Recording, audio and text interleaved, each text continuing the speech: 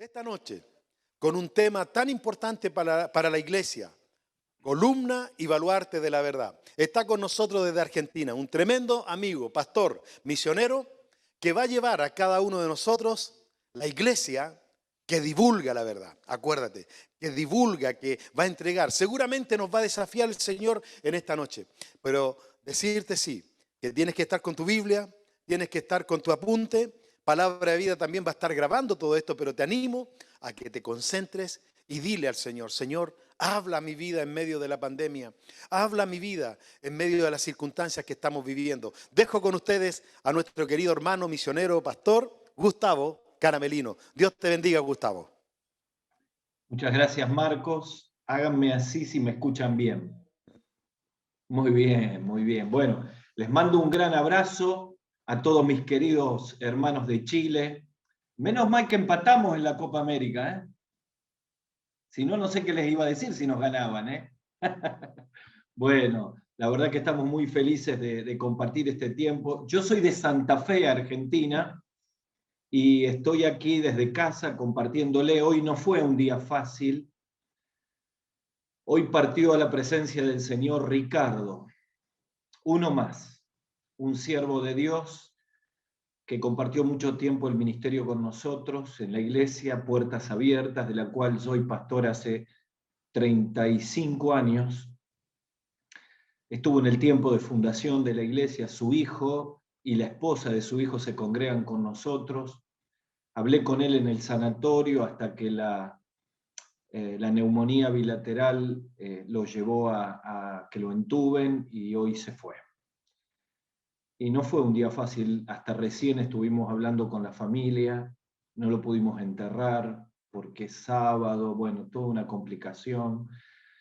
Se suma a Graciela, otra querida que llevé a los pies de Cristo, la casé y partió en 24 horas, y a otros queridos, y es como que se nos están adelantando muchos con toda esta pandemia aquí. Y no es fácil, porque si bien tenemos la bendita esperanza de la cual todos confiamos, siempre hay alguien que queda solo, que hay que asistir, a los cuales hay muchas preguntas y pocas respuestas. Saben, mis queridos hermanos, Argentina va a llegar a los 100.000 muertos prontamente. Ni todo lo que fue la batalla de la subversión, ni la guerra de Malvinas, llevó a tantos muertos. Y quizá una de las cosas más duras es que estamos naturalizando la muerte. Y si bien para el creyente es parte de una puerta, y como dice Pablo, estar con Cristo es muchísimo mejor, la verdad que lo que nos está pasando es literalmente un terremoto alrededor nuestro. Sé que para muchos de ustedes desde marzo del 2020 las iglesias fueron cerradas y no la pudieron volver a abrir. Nosotros hemos abierto, hemos cerrado, hemos abierto. Mañana vamos a tener un culto a las 10:30 porque nos permiten volver a reunirnos, y todo esto ha sido una larga travesía para llevar adelante la iglesia. Hablaba con un querido hermano antes de ayer que está peleando fuertemente para llevar adelante la iglesia, y yo le decía, mira, lo que hemos vivido estos 18 meses ha sido un terremoto. ¿Qué ha pasado? Mucha gente se ha enfriado. Quizá ustedes que todavía no han vuelto a lo presencial, cuando vuelvan, van a descubrir que mucha gente se ha enfriado. Muchos siervos de Dios han perdido la pasión. Y en medio de todo esto uno se pregunta, en este tema que vamos a compartir en esta noche, la iglesia divulgando la verdad, ¿no les parece que ha pasado algo demasiado fuerte como para seguir haciendo lo mismo? ¿No querrá Dios que podamos rever, refundar la manera en que vamos a hacer la misión? Miren, yo recuerdo cuando el Señor Jesucristo allí en Mateo capítulo 4, en el Monte de los Olivos, elevado más o menos entre 60 y 70 metros por encima de la ciudad de Jerusalén, mirándola de frente, probablemente con las piedras blancas del templo de Herodes, mirándola desde allí, dio aquel magistral discurso en Mateo 24, hablando de las señales del tiempo final. Y en medio de todo eso llegamos al versículo 6 y 8 del capítulo 24 de Mateo, y dice: y oiréis de guerra, rumores de guerra. Miren que no se turben porque es necesario que todo esto acontezca, pero aún no es el fin, porque se levantará nación contra nación, reino contra reino, habrá pestes, hambres y terremotos en diferentes lugares. Y todo esto será principio de dolores. Yo sé que muchos de ustedes dirán, Pastor Gustavo, pero aquí Jesús está hablando de un auditorio judío. Jesús está hablando de la segunda venida en gloria. Todas estas señales tienen que ver con ese evento y la iglesia no va a pasar por la gran tribulación. Pero la clave está al final, cuando dice, estos son los principios de dolores, es decir, los primeros dolores que una parturienta sabe que se desencadena un final, que es evidente. Claro que la iglesia no va a pasar la gran tribulación. Claro que cuando Cristo venga en gloria nosotros vamos a venir con él, pero si el arrebatamiento de la iglesia es antes de todo esto, sin duda esta pandemia ha sido un acto soberano de Dios, en el cual ha revolucionado todo el mundo. Y uno se preguntará y dirá, ¿esta pandemia qué es? ¿Es un juicio de Dios para la humanidad? Probablemente. ¿Qué es esta pandemia? Es el error del hombre que a través del pecado y manipulaciones ha trastocado toda la creación. Probablemente. Pero en la soberanía de Dios, de ese Dios que tiene control de todas las cosas, también esta pandemia es un llamado de atención a la iglesia y a los creyentes, para que entendamos que estamos en el tiempo final, que estamos en los dolores de parto, que toda la muerte que tenemos alrededor nos tiene que llevar a entender, amados, 18 meses con los templos cerrados. ¿Ustedes creen que esto no amerita un cambio? Y la pregunta que uno se hace es, si la iglesia tiene que divulgar la palabra, ¿cómo lo ha hecho en estos 18 meses? Y entonces yo quisiera traerles en esta hora, pensando en aquella palabra, les voy a compartir pantalla ahora, pensando en aquella palabra de la iglesia, columna y baluarte de la verdad, y este tema, este subtema que tiene que ver con divulgar la palabra, quiero compartirles algunas verdades que nos van a ayudar para que podamos juntos pensar en esto de la iglesia divulgando la verdad. Un minutito, quiero ir acá, la iglesia divulgando la verdad. ¿Pueden ver allí en pantalla las imágenes? ¿Pueden verla? Háganme así, ¿sí? Ok. Y quisiera que leamos juntos 1 Timoteo capítulo 3, versículo 15, que es el pasaje lema de toda la conferencia, y me quiero detener en una sola frase. Pablo escribe a Timoteo aquí, más o menos en el año 63 después de Cristo, y dice estas palabras: esto te escribo, aunque tengo la esperanza de ir pronto a verte, para que si tardo, sepas cómo conducirte en la casa de Dios, que es la iglesia del Dios viviente, columna y baluarte de la verdad. Por favor, subraye allí la frase, la iglesia del Dios viviente. Esta va a ser la frase de nuestro mensaje, la iglesia del Dios viviente. Miren, déjenme hacerle una pequeñita ambientación de esa frase, la iglesia del Dios viviente, y tratar de hacer una contemporización al desafío de divulgar la palabra que tenemos en este tiempo, después de 18 meses de pandemia aquí en el Cono Sur y miles y millones de muertos en todo el planeta. ¿Tenemos que hacer algo como iglesia? ¿Vamos a hacer más de lo mismo? ¿La iglesia está en modo pausa hasta que podamos volver a abrir los templos? ¿O necesitamos cambiar un montón de cosas para que esta misma noche podamos entender lo que significa la iglesia del Dios viviente, divulgando la verdad? Miren, cuando Pablo escribe esta carta a Timoteo, les decía, estamos paraditos más o menos en el año 61, 60 después de Cristo. Él le está escribiendo y comienza a hablarle de las virtudes, de toda lo que fue su salvación, comienza hablando de los requisitos para los ancianos, le trae consejo a diferentes grupos de personas, y como él sabía que no iba a poder llegar a Éfeso, donde estaba Timoteo, le adelanta a través de esta carta cómo debe comportarse en la iglesia de Dios. Ahora, hay un trasfondo histórico detrás de estas palabras, que están entre la primera carta a Timoteo y la segunda carta a Timoteo, que necesitamos considerar en esto de divulgar la palabra, porque vamos a encontrar profundas coincidencias con el tiempo que nos toca vivir a cada uno en esta pandemia del 2021 en toda Latinoamérica.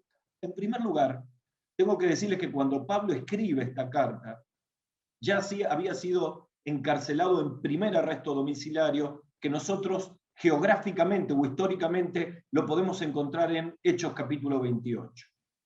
Pablo es liberado y ocurre un evento histórico que no está relatado en la Biblia, pero que es determinante, y es lo que ocurre en el año 64 después de Cristo, cuando Nerón, aquel emperador que era el mismo diablo, quema parte de la ciudad de Roma, acusa a los cristianos, y a partir de ese momento lo que había sido una persecución de los judíos se contrapone con una persecución terrible del mismo imperio romano sobre los creyentes. Pablo es apresado apenas 2 o 3 años después de escribir esta palabra, probablemente en Troas, y es llevado a Roma, los den confinado, y ahí escribe 2 Timoteo, con esas palabras tan conocidas por nosotros: el tiempo de mi partida está cercano, yo ya estoy para ser sacrificado. Así que lo que tenemos aquí es un concepto de una iglesia viviente en medio de la persecución, una iglesia en medio de la muerte, y una iglesia que es desafiada a ser una iglesia viviente. Más aún, lo que habría que ocurrir 2 o 3 años después de escrito esto, que significaría una tremenda persecución. No sé cuántos de ustedes han visto en Netflix, en la plataforma de Netflix, la serie o la película Pablo, siervo de Jesucristo. Si no la vieron, pongan así: Pablo, siervo de Jesucristo. Allí, en medio de Pablo y Lucas, que lo va a visitar, uno puede ver la manera en que los cristianos entregaban un miembro más de la iglesia a la muerte una y otra vez. Y en medio de esa fe, aunque no tenían templo, aunque se podían encontrar o esconder donde podían, eran una iglesia viviente. ¿Qué significa la frase aquí en el original, la iglesia viviente, columna y baluarte de la verdad? Bueno, miren, cuando Pablo está escribiendo a Timoteo, le está hablando de la casa de Dios, y no está hablando de un edificio. De hecho, la Biblia nos dice claramente allí en 1 Corintios capítulo 3, versículo 16, ¿o no sabéis que vosotros son templo del Espíritu Santo, templo de Dios, y que el Espíritu Santo mora en vosotros? Miren, los judíos que recibían estas verdades, y aún los gentiles, tenían muy incorporado en la mente el concepto de templo, pero cuando habla de casa y de iglesia viviente, no está hablando de las piedras muertas, está hablando de las piedras vivas. De hecho, en el tiempo en que Pablo escribe la carta a Timoteo, no había iglesias. Esto ocurrió más o menos cerca del año 200 después de Cristo, cuando empiezan los primeros templos. La gente se reunía en las casas, la gente se reunía en escuelas, en lugares públicos, en Jerusalén, en las adyacencias del templo. Pero no había un templo o un lugar físico como único lugar para cumplir la misión y para divulgarla. Ahora, en el consciente, en el subconsciente mejor, de quienes escuchaban esto, estaba el concepto de que Dios habita en el templo, que las cosas suceden en el templo, que si no tenemos el templo no podemos cumplir la misión. Esto viene del tabernáculo del Antiguo Testamento, esto viene del templo, cuando Salomón los construye, el concepto Dios está en el templo. Estaba tan arraigado esto, que en los tiempos en que Jesús irrumpe en medio de Jerusalén, todo giraba alrededor del templo. Por eso a Jesús se lo toma como un enemigo del templo, como un enemigo de la misión. Y él nos enseña que la iglesia del Dios viviente está por encima de un lugar físico, está por encima de los edificios cerrados. El mensaje que les traigo en este tiempo es que si vamos a hablar de divulgar la palabra, tenemos que hacer cambios en nuestra manera de pensar.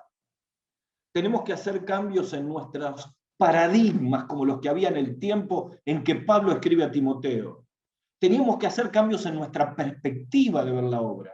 Y tenemos que hacer cambios en nuestra presencialidad en la obra. Lo vamos a ver ahora, para ver dónde realmente tenemos que estar. Así que, cuando él le habla de templo, la iglesia del Dios viviente, habla de una iglesia dinámica.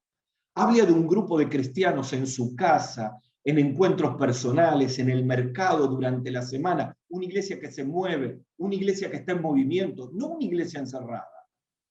También cuando utiliza el concepto de columna y baluarte de la verdad, déjenme por un instante pensar en columna.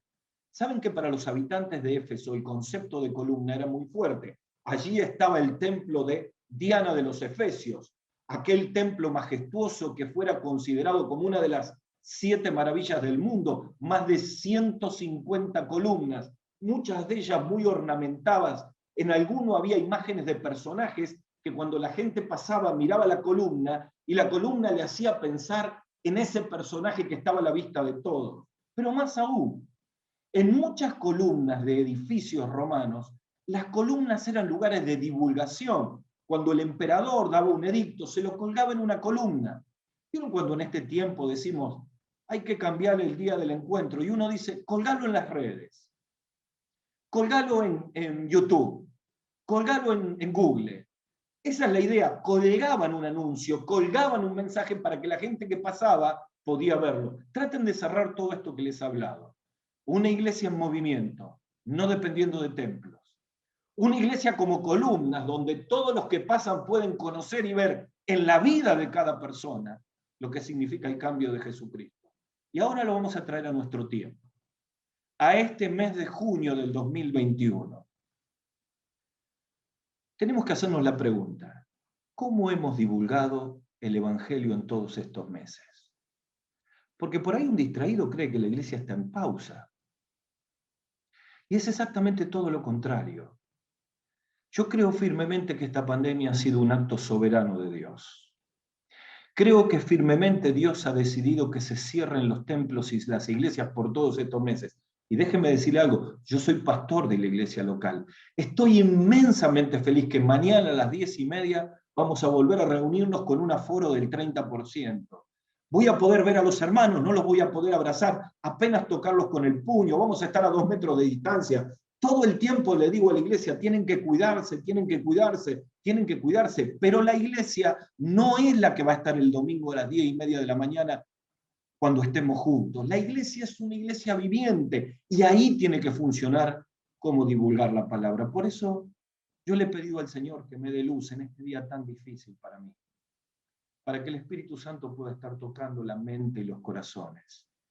Y por qué no producir un terremoto en nuestro interior, para que a partir de hoy podamos entender lo que significa una iglesia viviente que divulga el mensaje más allá de lo que vivimos. Y para eso necesitamos ofrecer 3 palabras de cambio y 3 desafíos que se los voy a compartir ahora. Yo le he puesto refundando la misión 3x3. 3 claves que necesitamos refundar o cambiar y 3 desafíos que nos trae cada una de estas claves. En primer lugar, necesitamos un cambio de paradigmas. Y esto tiene que ver con un enroque. Ya le voy a explicar a qué me estoy refiriendo.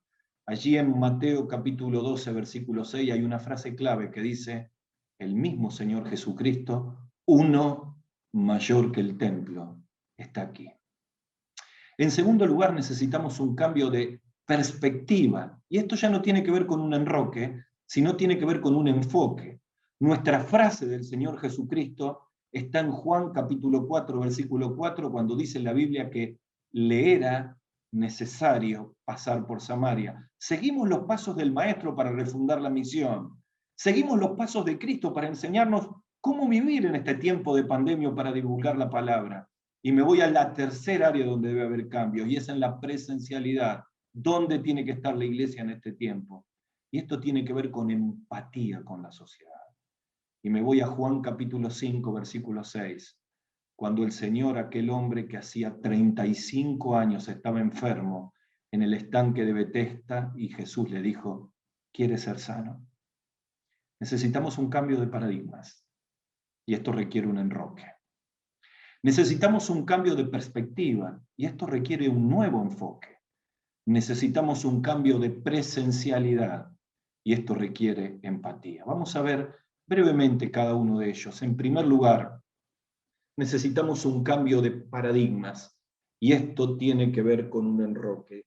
La palabra del Señor, la frase con la cual hablamos de un cambio de paradigmas, está en Mateo capítulo 12, versículo 6. ¿Qué significa la palabra paradigma? Bueno, la palabra paradigma viene de una palabra griega que se llama paradigma. ¿Y qué significa? La manera en que hacemos las cosas.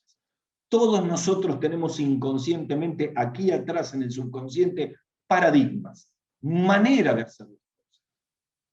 Ahora esos paradigmas han sido en esta pandemia, en lo que tiene que ver con divulgar la misión, completamente dado vueltas. Por eso hablo de un enroque. Vamos a meternos un poquitito en Mateo capítulo 12, porque cada uno de estos cambios vienen todos desde el mismo Señor. Esto no está rebuscado ni estirado, no. Esto viene directamente de cómo el Señor Jesucristo trabajó para cambiar la mente de los discípulos y nosotros. Si vamos a divulgar el Evangelio, esto no tiene que ser discursivo. Déjenme decirle algo, somos demasiado discursivos y poco operativos. Somos extremadamente discursivos y no cumplimos la misión clara por la cual la iglesia está en la tierra. Pregunta del millón. Me la he hecho muchísimo en este tiempo. ¿Qué creen ustedes que Jesús nos va a pedir cuenta en el tribunal de Cristo? Bueno, alguno me dirá, Pablo escribe a los Corintios que es necesario que todos comparezcamos delante del tribunal de Cristo para ver qué hicimos en el cuerpo, sea bueno, sea malo, y empezamos a hablar de cada una de las coronas, y empezamos a pensar de esta manera. Miren, déjenme decirle algo.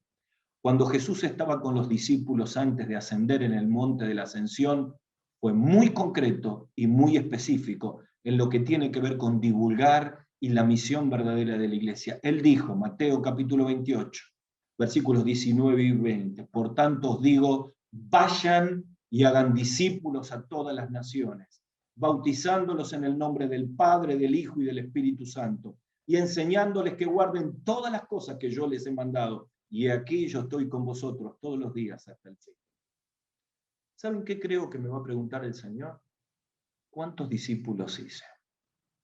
Entonces yo me voy a parar y le voy a decir, mirá, nosotros fundamos estas iglesias, fundamos estas obras misioneras, tuvimos un conjunto evangelístico que llevamos el evangelio por tantos años, hicimos una fundación, tenemos un centro de rehabilitación para chicos adictos de 2 hectáreas, donde más de 100 jóvenes ya han pasado en el proceso de rehabilitación, bla, bla, bla. Y el Señor me va a volver a preguntar, ¿cuántos discípulos hiciste? Y yo voy a seguir hablándole de las conferencias, de los encuentros, de todo esto. Y el Señor me va a volver a preguntar, ¿cuántos discípulos hiciste? Porque esa es la misión de la iglesia. Y el gran problema que tenemos, que así como este concepto templocéntrico era parte del pueblo de Israel, de la misma manera ocurrió con la iglesia. La iglesia viviente del Nuevo Testamento se empezó a meter adentro de los templos. Nos empezamos a meter adentro de los templos. Y entonces creímos que toda la obra pasaba allí. Y empezamos a establecer paradigmas. Y entonces algunos de los paradigmas es más, si no tenemos el templo, el edificio de la iglesia, el cristianismo no puede avanzar. Vino la pandemia y el paradigma se rompió.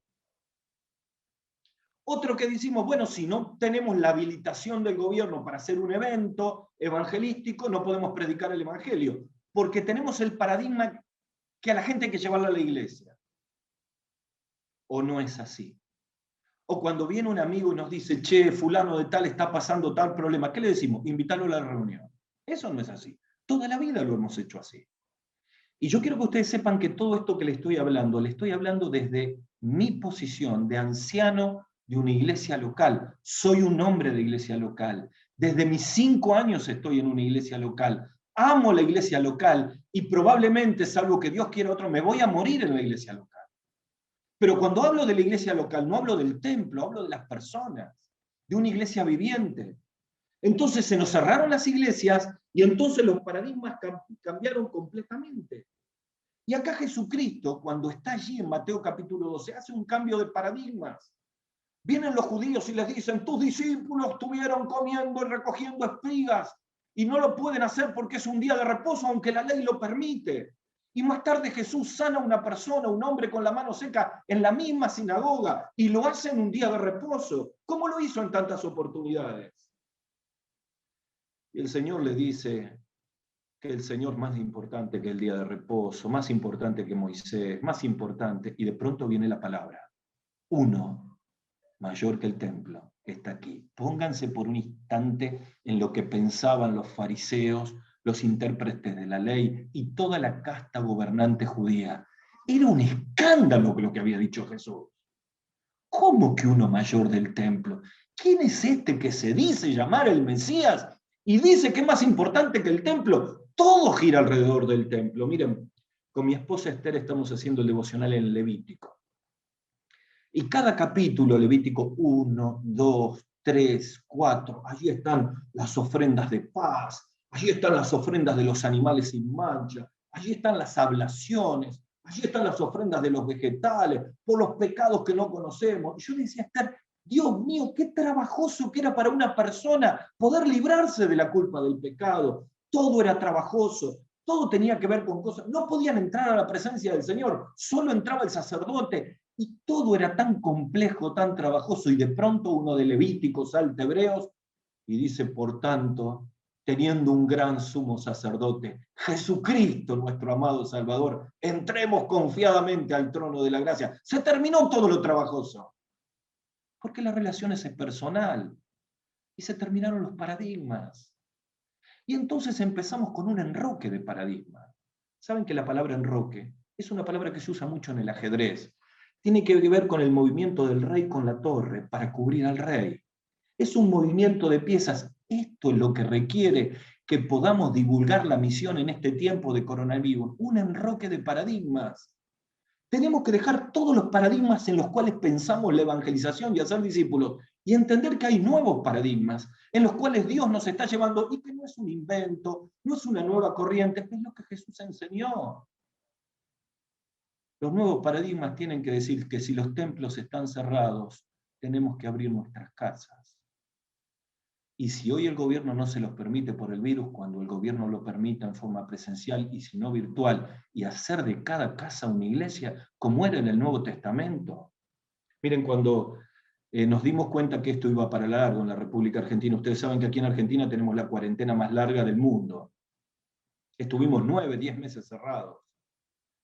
Y al principio todos esperábamos que esto iba a ser cortito, 1 mes, 2 meses, y decíamos, ¿cuándo vamos a poder volver a reunirnos? Seguramente va a ser pronto, y esto se hizo largo. Y en un momento dijimos, basta de esperar. Dios ha decidido que esto sea así.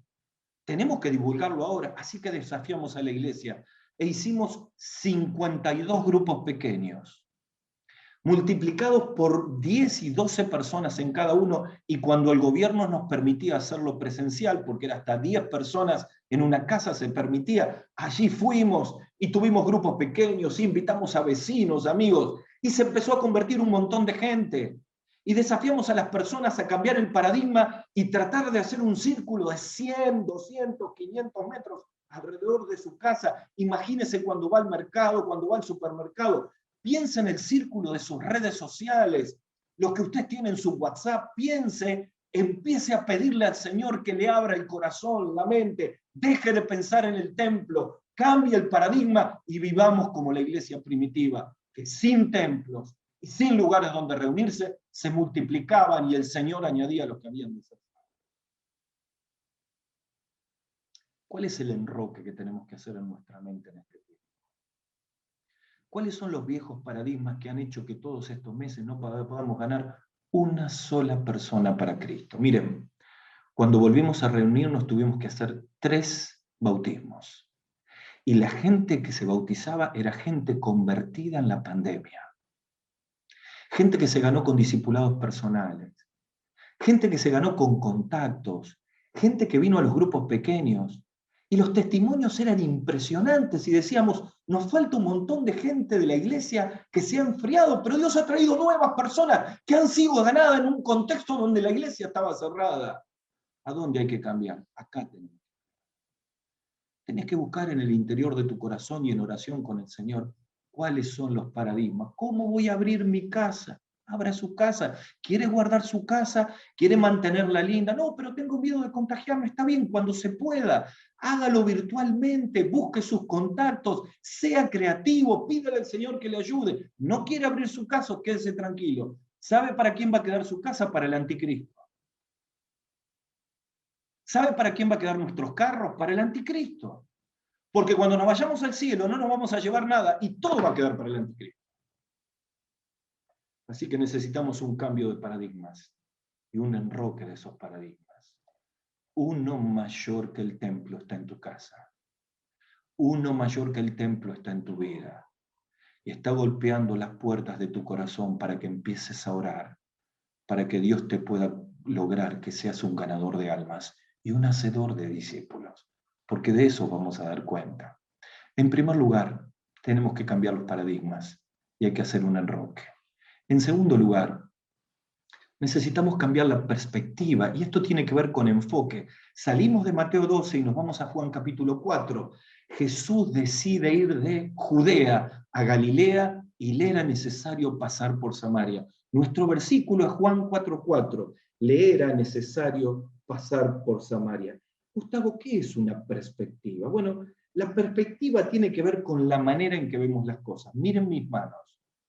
Si yo estoy aquí, yo tengo una perspectiva muy limitada, pero si yo me voy para atrás, ya mi vista puede ver un poco a los costados, ya puedo darme cuenta a los ventanales, y si me voy un poco más atrás, tengo una perspectiva mayor. El Señor Jesucristo trabajó mucho en los discípulos para cambiarle la perspectiva de la obra. Y notablemente los llevó a Samaria, un lugar hostil, poco amigable, poco cómodo para ellos, para cambiarle la perspectiva de dónde tenemos que divulgar el Evangelio. Yo sé que las reuniones evangelísticas en la iglesia son muy amigables y muy cómodas. De hecho, nosotros todos los domingos, cuando podíamos reunirnos presencialmente, teníamos gente nueva, al final predicábamos el Evangelio y la gente se convertía. Hemos tenido una cosecha extraordinaria en medio de la pandemia. Nos volvieron a cerrar. Volvimos a orar por todas las personas. Nos vuelven a abrir. ¿Cuánto tiempo va a ser esto? No tengo la menor idea. Algunos hablan que con la variante de las cepas esto nos va a llevar hasta después del 2022. ¿Y qué vamos a hacer con la palabra, con la misión, con hacer discípulos?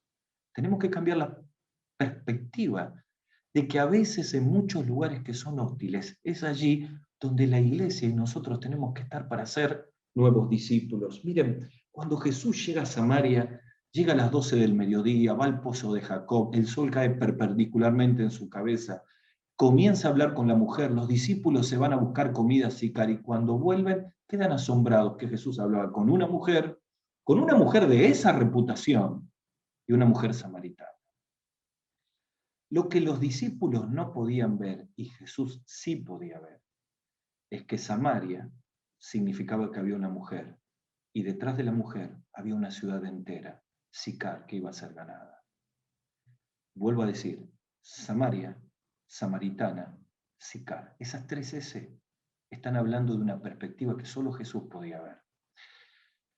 Les hablaba de la película de Pablo, siervo de Jesucristo en Netflix. Yo no sé cuántos de ustedes han visto la serie de Chosen, Los Elegidos en inglés. Está el capítulo 4 de Juan cuando Jesús le dice a los discípulos, o el actor que interpreta a Jesús, les dice que iban a pasar por Samaria. Y yo recuerdo que uno de los discípulos, no sé si era Pedro, dice, ¿cómo Samaria? No, pero ¿cómo Samaria? Vamos a otro lado. Bordeemos el Jordán, tratemos de pasar por otro lado. No, tenemos que ir por Samaria. Y de hecho cuando van, algunos los atacan, los tratan de insultar. Había una hostilidad extrema. Y había que cambiar la perspectiva para entender que la misión estaba viva y que aún en Samaria había y era necesitado salvación. Jesús utilizó mucho el concepto de Samaria. ¿Se acuerdan cuando él da la parábola del buen samaritano y aquel intérprete de la ley se acerca y le dice, Señor, ¿quién es mi prójimo? Yo creo que cuando un creyente no puede responder esa pregunta, está perdido respecto a la misión. ¿Quién es mi prójimo? Y Jesús intencionalmente hace que el personaje que tiene compasión sea un enemigo de ese intérprete de la ley, un samaritano. Podría haber hecho al revés, ¿no? ¿Qué tal si en el relato los samaritanos eran los ladrones? ¿Qué tal si el que estaba caído era un judío y el que le ayudaba también era judío? Justo ponés que el que se detiene es un samaritano. Hay que cambiar la perspectiva. Lo hizo cuando aquella mujer sirofenicia vino y Jesús le dijo, grande es tu fe. ¿Cómo con una sirofenicia? Lo hizo cuando aquel soldado romano, aquel centurión romano, se acerca y dice, solo di la palabra y mi siervo sanará. Nunca he visto una fe como esta en Israel. Había que cambiar la perspectiva. Miren, queridos, los lugares comunes y fáciles donde queremos evangelizar no necesariamente son los lugares donde tenemos que llevar la misión. A veces Samaria es el lugar de trabajo donde muchas veces nos hemos escondido de nuestra fe. Somos columna y baluarte de la verdad. El evangelio más importante es el de la vida. Si nuestra vida ha tenido errores, ¿dónde es la peor Samaria? A veces, nuestra propia familia. Porque yo puedo estar mostrándome en esta cara y ustedes dicen, wow, el pastor Gustavo, y lo que dijo Marco, mire, el verdadero Gustavo está acá adentro. ¿Ustedes ahí quieren saber quién es Gustavo Caramelino? Pregúntenle a mi esposa Esther. ¿Ustedes quieren saber quién es realmente Gustavo Caramelino? Hablen con mi hijo Franco, con mi hijo Andrés o con mi hija Marianela. El verdadero creyente está acá, en la vivencia de todos los días. Y cada mañana que oro con Esther le digo, Señor, ¿cuál es la cita divina que tenés preparada para mí? Pero yo no puedo cambiar la perspectiva de mi día. Cuando me levanto a la mañana tengo mi devocional y después salgo y hasta las 6 de la tarde no vuelvo de mi trabajo, de mi oficina. Y en el medio tengo que tener, en medio de la oración, ¿quién Dios me va a poder delante? Este concepto de las citas divinas es revolucionario y los quiero animar. Gustavo, ¿qué es una cita divina? Son citas que Dios soberanamente tiene pactada para nosotros. Les voy a dar algunos ejemplos bíblicos. Pedro está orando en Jope. Cornelio está orando en Cesarea. No se conocían. Había más de 50 kilómetros de distancia entre una ciudad y otra. Déjenme decirle algo, nunca se iban a encontrar, raramente, un discípulo del Señor con alguien romano de la característica que tenía este romano. Y sin embargo, Dios toca el corazón de Cornelio, un inconverso que oraba porque estaba buscando a Dios. Y Pedro, uno que ni siquiera se acercaría a un gentil y tiene la visión del lienzo extendido, no digas inmundo lo que yo no digo que es inmundo, y de pronto vienen aquellos que envían, y de pronto Pedro está en Cesarea, el Espíritu Santo viene a los gentiles, después lo aclara en Hechos 11 a los de la iglesia de Jerusalén, y de pronto el Evangelio, y Pedro tiene que cambiar la perspectiva. Ahora había una cita divina que solamente pudo ser concretada porque había dos personas que estaban clamando al Señor. Voy de nuevo. Allí está Felipe predicando en Samaria. ¿Se acuerdan? Otra vez Samaria, un lugar hostil. Y tiene una gran campaña evangelística y se convierte en muchísima gente. Y de pronto el Espíritu le dice, hay un etíope que probablemente se convierta en un misionero en Etiopía y que está en el corredor Gaza-Jerusalén y deja la multitud y busca al que está solo. Había una cita divina. Había un hombre que estaba leyendo el Salmo 53 hambriento y había un siervo de Dios que tenía un corazón dispuesto. Y Dios hace una cita divina. Y ahí comienza otra bendición. Necesitamos cambiar la perspectiva porque mientras nos levantamos a la mañana y vamos a orar, Dios tiene una cita divina con un gerente de banco, con un alumno de la universidad, con un vendedor de un mercado, con una persona que nos pide pobre en la puerta. No, pero yo todo esto lo hago en el templo. Tenemos que cambiar los paradigmas, pero tenemos que cambiar la perspectiva. Necesitamos más que nunca, mis queridos, pedir que Dios cambie el enfoque profundamente para poder hacer y vivir lo que tenemos que hacer. Miren, el mayor crecimiento de la iglesia no fue en los primeros 100 años, que está relatado en las Escrituras.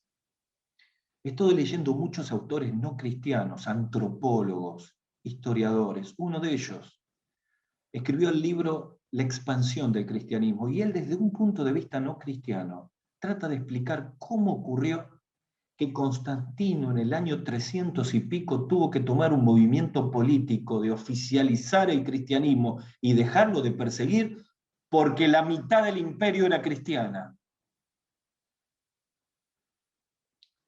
Y la batalla fue terrible. Era el paganismo contra el cristianismo. Entre el año 180 y en el año 260 después de Cristo hubo dos epidemias, una de sarampión y otra de viruela. Galeno, el médico del imperio, escribió: los muertos se apilan en carretones. Cualquier imagen que hemos visto en alguna de las ciudades latinoamericanas parecidas a lo que estoy diciendo en este COVID-19 es pura casualidad. ¿Entienden? Decía Galeno, los enfermos son apilados en carretones, la gente huye de las ciudades. Los únicos que se quedan son los cristianos, que andan dispuestos a morir si es necesario, para mostrar el amor de Cristo. Las comunidades cristianas se convirtieron en una aspiradora social. porque recibían a las que eran perseguidos del imperio, perseguían a las mujeres que habían sido maltratadas, perseguían a aquellas que no querían abortar, porque el aborto era sumamente permitido en aquel tiempo, y hacía que todos los que perdían personas se incorporaban a las comunidades y vivieron un cristianismo cambiando una perspectiva, aún en medio de una epidemia. Vuelvo a insistir, hoy acabo de enterrar un querido amigo y yo no salgo del estupor. Y vivo todo el tiempo diciéndole a los creyentes que se cuiden. Pero yo me temo que en esta pandemia el peor virus no ha sido el coronavirus. Creo que el peor virus es el pánico. Veo una iglesia que se ha encerrado en sí misma y que se ha olvidado que mientras miles y millones mueren, la mayor cantidad de ellos se van al infierno sin Cristo y sin ninguna esperanza. Y algunos cerca nuestro.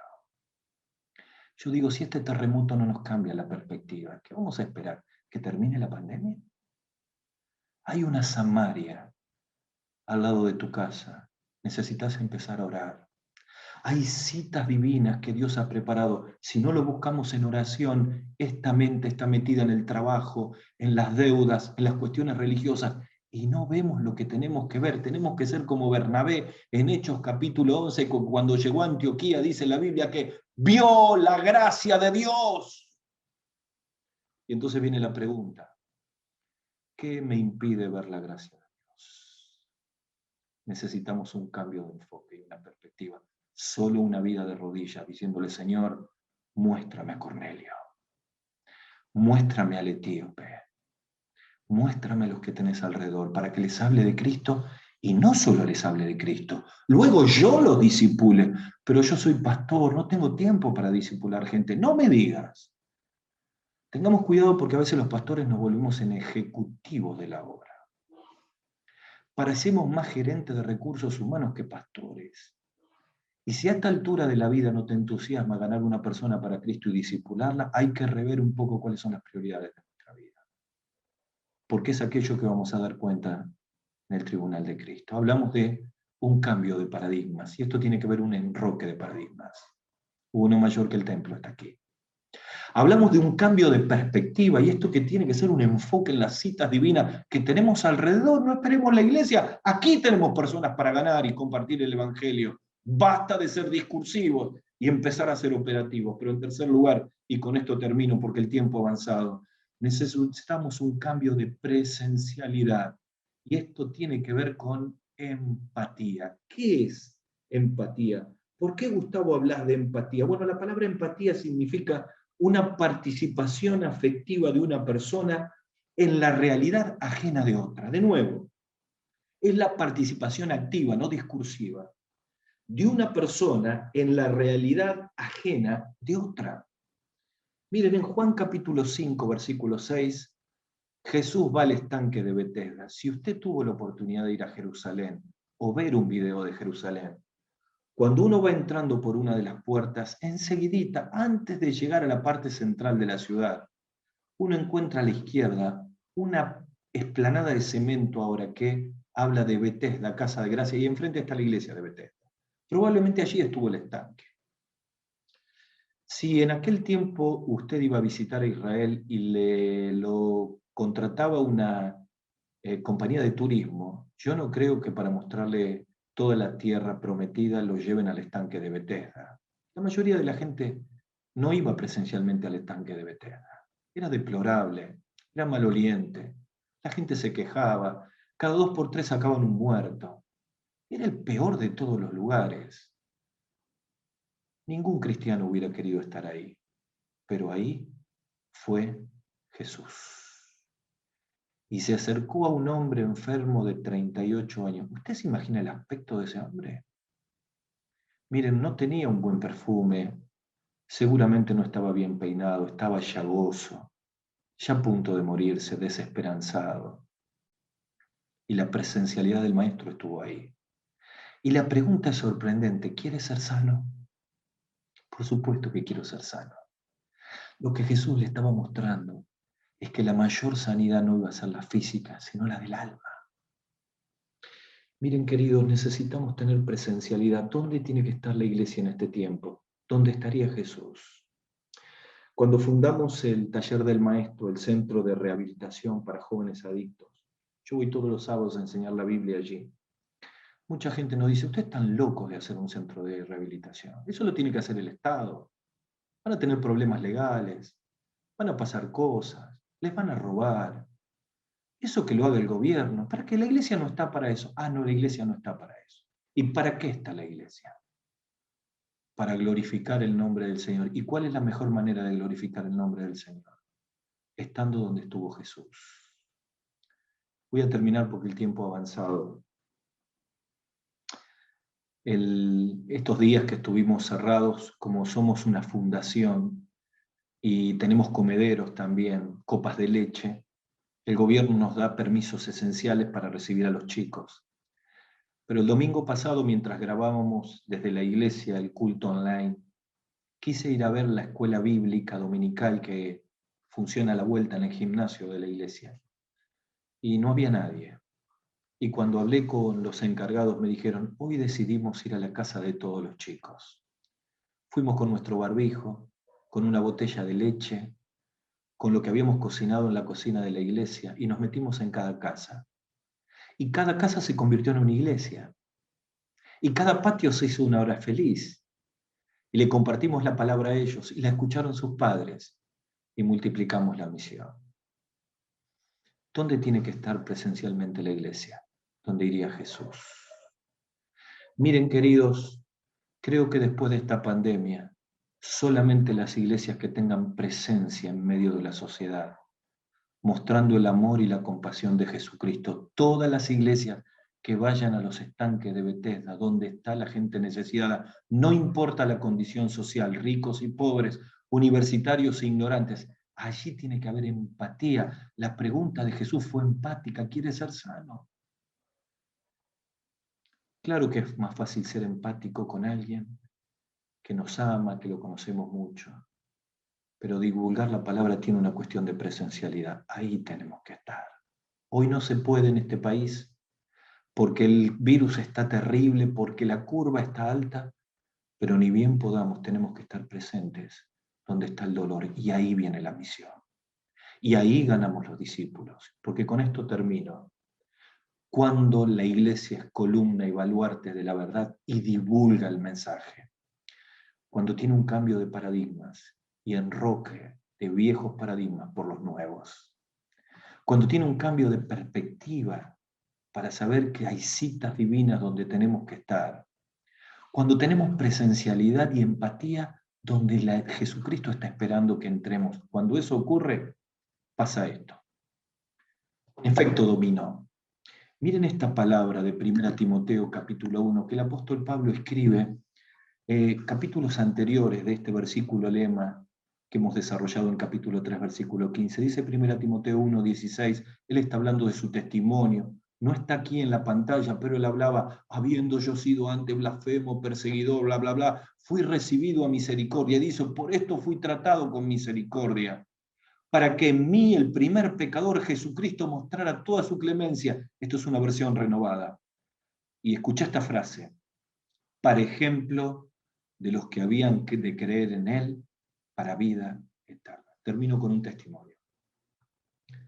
El ejemplo de los que habían de creer es un efecto dominó. La vida del apóstol Pablo es un efecto dominó. ¿Qué es el efecto dominó? Lo que tienen ahí en la imagen. Es una ficha que se cae y ¡prrr! Hace un efecto en todos lados. Eso tiene que ser la iglesia. Cada persona que ganas fuera se convierte en un efecto dominó. Mi esposa Esther ganó a una discípula que se llama Larisa, la discipuló por años. En medio de la pandemia se bautizó. Larisa le predicó a Sandra. Sandra no vive en Santa Fe, vive en Paraná. Y escuchá bien, en una videollamada, mi esposa le compartió el Evangelio y Sandra se convirtió. Ya van por el paso 10 de discipulado. Sandra nunca va a venir a nuestra iglesia en Santa Fe, pero tal vez sea un etíope en Paraná. Sandra le está predicando a su esposo, que es médico. ¿Estarías dispuesto a dedicar tiempo en ganar y discipular a una persona que nunca va a ir a tu iglesia, Es un cambio de perspectiva.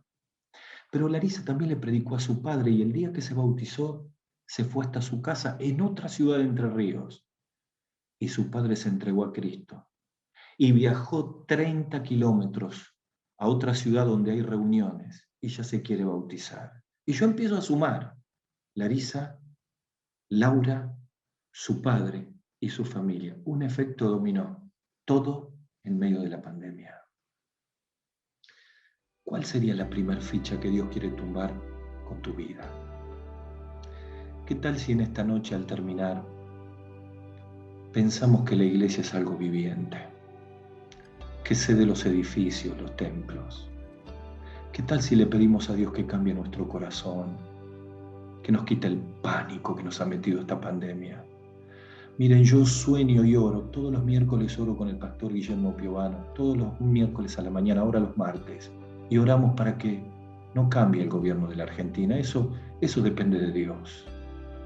Oramos para que cada creyente se encienda, cada creyente de la ciudad de Santa Fe se encienda y haga un efecto dominó. Porque entonces, en medio de tanta muerte en la pandemia, vamos a ver una revolución de vida. ¿Qué tal si oramos? Quiero invitarte ahí donde estás, que ores conmigo y le digas al Señor: Señor, mueve mi corazón, cambia mi perspectiva. Dame citas divinas, quiero hacer discípulos. Para eso estamos en la tierra. Esa es la iglesia del Dios viviente, columna y baluarte de la verdad. Oramos, Señor, amado Padre. Yo sé que el único que puedes mover el amperímetro del corazón eres tú, Señor. Por eso quiero pedirte en este momento que tu Espíritu Santo tome esta palabra y produzca un terremoto en las cárceles de nuestra vida. Y podamos movilizarnos cada uno de nosotros a ser discípulos, porque los dolores de parto ya se sienten. Señor, aviva tu obra en medio de los tiempos. Oramos en el nombre del Señor Jesús. Amén.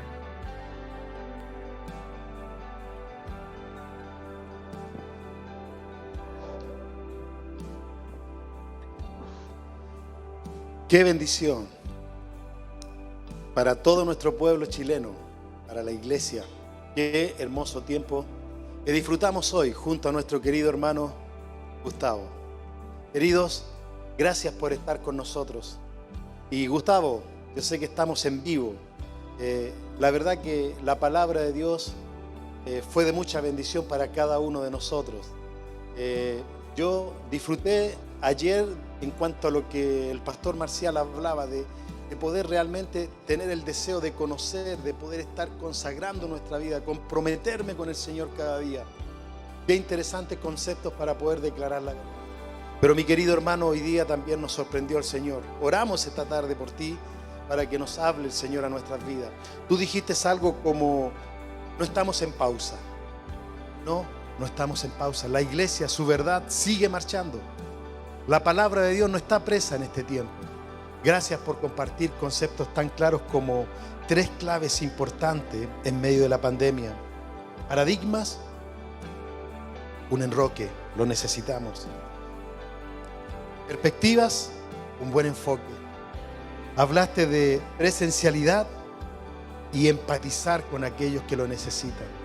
Me encantó que muchas veces nosotros hablamos mucho y hacemos poco. Basta de ser discursivos y poco operativos, sino ir por más. Qué hermoso, ¿no? El Señor busca de nosotros una cita divina. ¿Cómo no entenderlo? No podemos frenar esta verdad. Gracias, Gustavo, porque fue de mucha bendición para el Ministerio de Palabra de Vida, porque no hemos parado y estamos todos los días pensando cómo llegar a nuestros hermanos, cómo alcanzar personas para Cristo. Pero oramos para que el Señor nos dé citas divinas. Qué hermoso, ¿no? El peor virus es el pánico. Que nada nos infunda temor. Queridos hermanos, iglesia, que nada ni nadie nos infunda temor. Vamos por más.